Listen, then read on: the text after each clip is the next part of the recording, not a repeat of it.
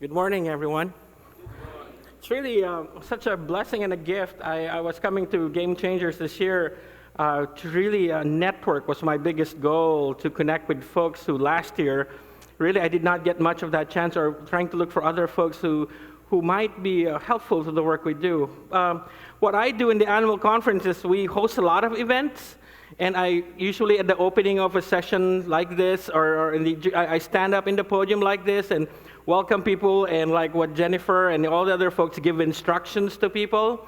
Well, one year we wanted to make sure that at annual conference, all the 700 people coming to conference knew exactly how to get in touch with our conference staff, so that when we were around, you would know right away where the people you can ask information from. All right? So we decided, okay, let's wear a green lanyard. Because even if you're turning around, because those IDs, no matter how beautiful they are, the moment a person turns his back on you, you can't see that anymore. So we thought of a thick green lanyard to put on our necks. And then I told to my director of communication, said, well, go ahead and play with it and see what we can do as I'm going to give instructions to people about this new exciting product. And as I was standing in the podium, seriously talking, giving my wonderful speech, the group started to laugh. I said, oh, they're enjoying my presentation. The laughter became louder and louder, and people were clapping their hands, pointing at the screen. I was worried what the people back at the control booth were putting up there. So I turned around and looked at the monitor, and this is actually what I saw.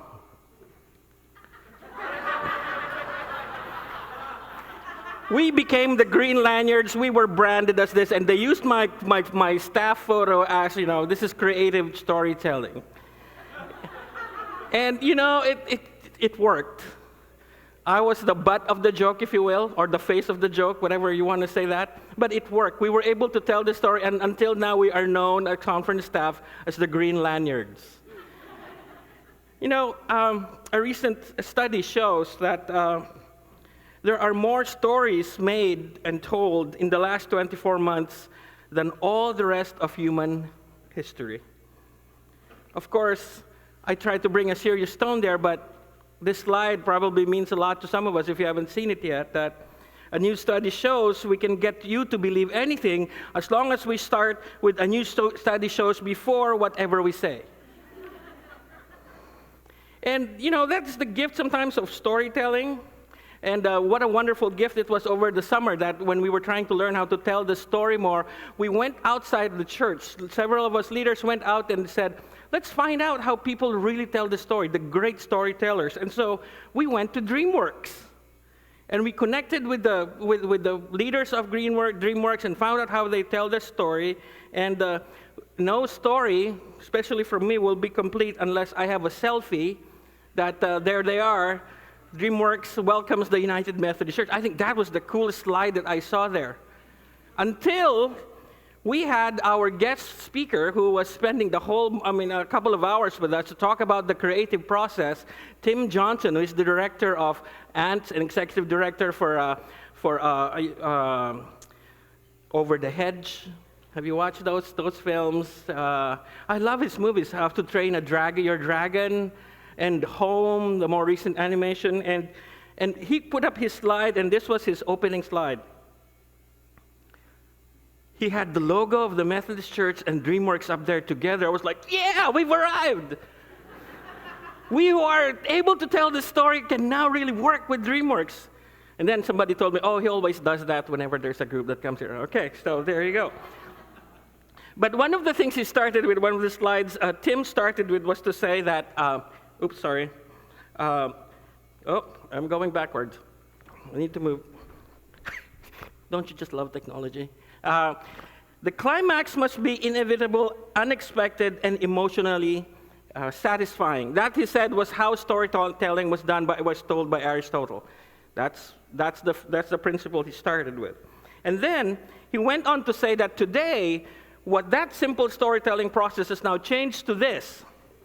The movie studio and the ticket buyer demand a 4-quadrant crowd pleaser based on an established, recent, best-selling novel or comic book with reassuring, non-controversial themes based on culturally acceptable values, using recognizable character archetypes, moving through genre-specific plot points acted by famous face stars in familiar roles who speak quotable lines while dodging explosions to get the girl and defeat the villain as the ticking clock strikes zero in the third act, whilst a full orchestra saws away in the key of D major.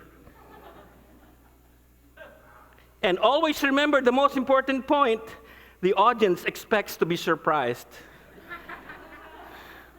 Wow, that's how complicated storytelling has evolved from the eye of a director, a famous film director, an executive producer. And so I come to Game Changers and see all of us here with stories. The thing I love about Game Changers is listening to stories of how we start, how we begin, how an idea was hatched, and how people came together because there was a story behind how this need was heard. Because somebody told the story, and now somebody reacted. The communication process continues when there's a sender, when there's a message, there's a channel, there's a receiver, and there is an effect.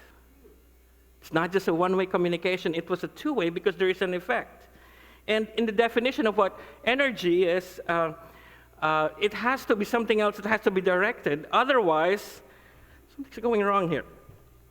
Otherwise, it does not, so that it becomes power, which is measured in joules for those of you who are engineers, which power leads to work, and work needs to have a direction so it is not just energy. The same way we talk about innovation here, we talk about all sorts of new things. We cannot just innovate stuff just for the sake of innovation. It must have a direction. It must lead to something else. And what's fascinating is when we do that, change needs to have direction so that it is not just change. Change for the sake of change does not really mean much to many of us. Going back to Tim, he revealed to us the story sheet, which we will probably be able to associate with a lot of his films, where he says, this is the storyline that we use in what we think is the most effective way of making films. You start with a theme, you set up, there's a catalyst or there's an incident that happens, and then there's a call to adventure. The call to adventure, suddenly there's a debate. Do I go or not go in this adventure? And then there's the crossing the threshold. Will Simba move over and become now the Lion King? We'll go on this adventure. But the most important part that Tim was talking about is the reversal. The reversal of the story where suddenly there's a decision and the person is turned around, or the character is turned around. Then you have Act 2, the story, where suddenly it's fun and games, Hakuna Matata, going over there, the fun story doesn't end there because suddenly it just gets serious. Somebody dies, there's a tragedy, there's an important decision that has to be made now, life-changing, and a decision has to be made. And this thing just got very, very serious. The third act is when the road of trials come now out of that decision because of that reversal. The bad guys close in. All is lost. They lost. Oh no. Everything else is gone just when you think, oh, this movie is going to be a short movie. It's only an hour. No. There's another twist here. It has to go on. And so there's the dark night of the soul. Our hero is now there in the cave thinking, what do I do next? Pondering how this reversal is going to come in. And then there's an epiphany. Well, I love that word. When somebody not from the church uses that word. There's an epiphany. The hero's decision is now made, and there's the sacrifice. There's the finale, wonderful finale of how this all turns out for good. And then it's now a master of two worlds, and you now have the wonderful orchestra playing the music in D major. Then we all applaud and happy. Now, that was a good movie. That was a very good movie, right? What goes through all these reversals, we learn, is the fact that character is revealed through the choices made under pressure. Character is revealed through the choices made under pressure. How many of us here who are game changers, who have gone through all of these experiences, not just in the movies, but where we do our work, have gone to learn and become different in our character, in our humanity, in our being decision makers because of those reversal experiences, right? And I learned something very recent about Disruptive innovation. Disruptive innovation, a term coined by Clayton Christensen, who describes a process by which a product or service takes root initially in simple application at the bottom of a market and then relentlessly moves up market, eventually displacing established competitors. Something disruptive, something innovative. When you think of the car battery that has existed for so long, now you have a glorified car battery in what we call it as with an inverter in it that can plug all of your stuff to transform that DC energy into something else that will charge other systems. That is disruptive innovation. Because suddenly you don't need the outlet where you have to pay for the electricity that has to come and flow through all those lines, and then people get rich, and all of these energy companies make money out of it because now you're producing your own. Imagine connecting that to a solar panel. Well, suddenly you're tapping onto energy that's coming out of what's free, what's out there, what is in creation, without disrupting the balance of God's creation. That is disruptive innovation. I love it. Because this phrase reminds us that it starts from the need, from the market of where we are. Where there is nothing, we become better. I was talking to a brother from Cuba earlier this morning, talking about the TV show that I keep watching now, Cuban Chrome, where these folks in Cuba, these mechanics are so creative. They take 3 cars because they need 3 broken cars to get parts from it in order to put together one working car. It's disruptive innovation.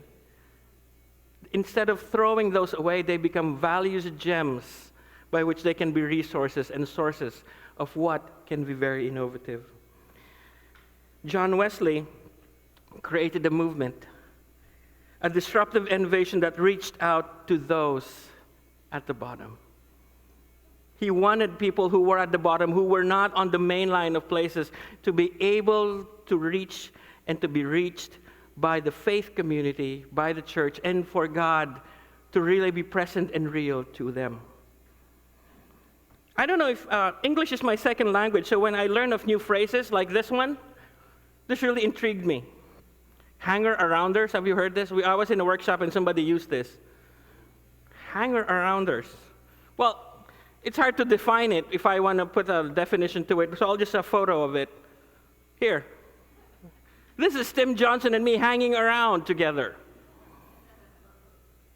That's when people have the phenomenon of just because we hang around people, I'm hanging around, just because I'm hanging with game changers does not make me a game changer. Just because I was hanging around with Tim, having a selfie with him, that doesn't mean that I am now a great filmmaker, nor with other people who like the folks from Chocolate Mousse, who I love so much their work. It's not something else that because you're around people, you're automatically, you have to decide. There has to be a decision. There has to be a conscious process by which we want to do this. And in the Gospel of Mark, chapter 10, 19 to 27, the story it says, you know the commandments. Don't murder, don't commit adultery, don't steal, don't lie, don't cheat, honor your father and mother. And then he said, the young rich ruler who was there, this conversation between Jesus and this teacher, said, Teacher, I have from my youth kept them all. Jesus looked at him in the eye and loved him, and he said, there's one thing left. Go sell whatever you own and give it to the poor. All your wealth will then be heavenly wealth, and come follow me. Now, this is where the reversal of the story is. The man's face clouded over. This was the last thing he expected to hear, and he walked off with a heavy heart. He was holding on tight to a lot of things and not about to let go. The comfort of what is here and now does not drive innovation. It is the discomfort and the difficult decisions that have to be made, that we have to make and act upon, is what will make us game changers. Amen? A couple of weeks ago, I was in the front line of the fires in Washington. We were trying to tell the story of how people of faith, go into disasters where FEMA said we're not going in there. Well, we're going. It's not a big story anymore, but there are still people there who are still trying to rebuild their lives. And there's this one person who was relocated from last year's fire, and he moved. Somebody offered him a piece of land and said, you can build your shack here and you can live in. This is his little shack. And his house, this person was of Jewish descent, we found out later on, was angry with people. He was never happy around people, which is why he decided to live up in the mountains, in the forest, to be away from people. And the only way he would have contact with his family in Israel was through a cell phone, which was charged through his solar-powered kit that he had there. He was showing us how this is how he had hot water. He painted his tank, which captured rain, black. He said that was the secret. You paint it black so that it becomes warmer. That's the heating system that you have there. And during the fire, when the fire came, this is what what happened to his solar panel. Even you can see that it's almost gone, but it still works. He said it still charges my 10 or 15-year-old cell phone. It still works. This is in the U.S. I said this is in a first world country. We have people living like this. I was shocked. I grew up in the Philippines. I grew up in the places where we would have probably more stuff around us. But he decided in his own reversal in life to live alone. He decided, I don't like society anymore. I don't need people. So he was known as the grumpy hermit. Sounds like another character in a cartoon movie. But when people found out what happened to his house, there was an outpouring from the community who did not even know him. Somebody gave him land. People started donating stuff. The Mennonites, the United Methodist Church, the Lutherans, the Catholics all came, volunteered, built him a home way better than what he had. And through the months of watching people, volunteers come in who don't know him, appreciate him, and say, we love you and we want to care for you, a reversal in this person's life came. Suddenly, he loved people. The testimony goes of saying, suddenly he was thankful that he had neighbors. Suddenly he was thankful that people actually cared for him, even if he didn't care for them. In the end, the story of him receiving this home built by many volunteers and with a lot of sponsors coming together so that he could have a decent living with a nice bathroom. I mean, his floors are better than my floors. And they were finishing up the kitchen. It was there. He said, I never owned a kitchen like this before. And there was a plan on how he was going to have more solar power and be able to power up so that he will not have to pay for electricity. And then at the front of the door of his house, it says this, thank you for the blessings you gave us in building this, the Lord's home. We will always remember you. He was the recipient, and yet people were thanking him. That was mind-boggling to him. I should be the one thanking them, but here they are even writing in the post of my door, by my door, saying thank you. That is disruptive thinking. If you are a mainline person or you are a single-minded person, that is hard to fathom. Well, for us today, storytelling for change is something that we, as game changers or participants of this Game Changers event, really are called to do. And I hope it's not just storytelling for that kind of an image for change, not loose change. Sometimes I feel like I'm in a Shark Tank when I listen to innovators up in the stage, listening to their new products. I'm like, if I'm Mark Cuban and I have billions, will I fund that thing? What is the business plan on this? How much a return of investment do I get from all of these things? But you see, if I am like that, if that is the spirit by which I would be here, then I got it all wrong. See, we are starting a movement from the bottom going up. This is not about an innovation of getting rich. The Game Changers plan is actually the opposite, but for equity, for justice, and for people who need to have access to information, technology, to medical resources, and ways by which people can live in love and hope. So friends, I will leave in a few minutes, jump off the stage and get into a plane. But I will continue to be a storyteller. I didn't bring a product, but I will bring a story with me. Storytelling for change to me means that when I wear my badge, thank you to UMCOM for doing all of this, of bringing us with stories, and for those of us who are storytellers, to have our bags and hearts full. I now have a renewed bag. It's like I got into the well and my canteen of water is full. I'm ready to go out there again and tell more stories about this wonderful group of folks. I may not be a game changer like you, but I will tell about your story so that the world may move towards change. Here's my prayer.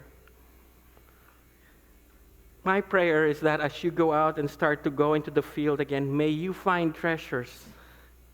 Treasures where you will find faith, hope, and love. Because you who are game changers, I always see this in you. The faith and the belief that you have that you can change the world. The hope that you bring to people who have no hope. And the love you have for your work that sometimes, and most of the time, it's not the bottom line that really matters. It's really about how we change the world. Let's go out and change the world. Amen.